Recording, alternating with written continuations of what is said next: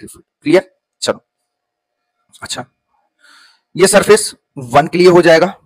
Surface 2 के लिए vector E dot D A, और सरफेस 3 के लिए, थर्ड सरफेस के लिए vector E dot D A. ठीक है, सॉल्व करते हैं नेट फ्लक्स। सॉल्व करते हैं नेट फ्लक्स, क्या हो जाएगा? इंटीग्रल सरफेस 1 के लिए E D A cos theta. Theta कितना होगा यहां पर? थीटा कितना होगा? अच्छा, यहां पर देखो छोटा सा एरिया लेंगे, यहां छोटा सा एरिया लेंगे, इसके लिए एरिया वेक्टर इस डायरेक्शन में होगा। इलेक्ट्रिक फील्ड भी सेम डायरेक्शन में है, तो दोनों के लिए इलेक्ट्रिक फील्ड और एरिया वेक्टर सेम डायरेक्शन में, तो थीटा कितना हो जाएगा? 0 डिग्री। प्लस सरफेस 2 के लिए ईडीए कॉस इलेक्ट्रिक फील्ड का डायरेक्शन ये है, समझ में आ रहा है कि नहीं? इस डायरेक्शन में इलेक्ट्रिक फील्ड, और यहां पर अगर एरिया वेक्टर देखें तो किस डायरेक्शन में है? छोटा सा एरिया ले रहे हैं यहां पर, एरिया वेक्टर इसी डायरेक्शन में आएगा डी ए। इलेक्ट्रिक फील्ड भी इसी डायरेक्शन में है, दोनों का डायरेक्शन सेम है, तो थीटा यहां पर क्या हो जाएगा? 0 डिग्री।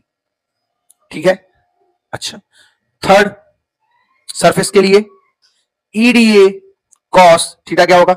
ये थर्ड सरफेस है हमारा, यहां पर सरफेस में छोटा सा एरिया लिया, एरिया वेक्टर इस डायरेक्शन में होगा, सरफेस के परपेंडिकुलर होता है, प्लेन के परपेंडिकुलर।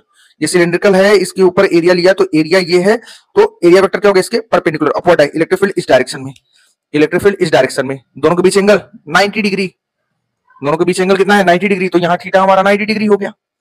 ठीक है, तो इसके लिए 0 हो जाएगा, cos 90 की वैल्यू 0, ये 0 हो जाएगा। इसके लिए कैलकुलेट 1 और 2 के लिए, 1 और 2 फ्लैट सरफेस के लिए हम लोग यहां पर फ्लक्स कैलकुलेट कर सकते हैं, E integral D A plus E integral D ए।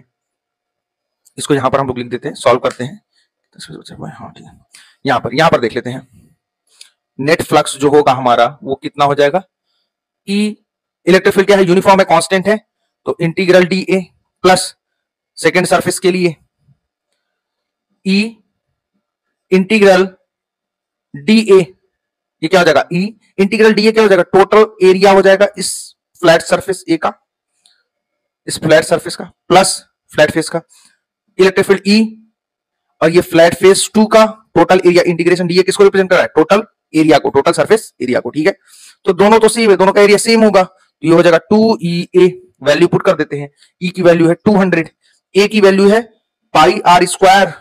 क्या होगा इसका एरिया? कितना हो जाएगा? सर्कुलर प्लेट है, उसके लिए एरिया हो जाएगा पाई आर स्क्वायर। रेडियस हमें पता है 5 × 10⁻², तो 5 × 10⁻² का होल स्क्वायर। क्लियर है?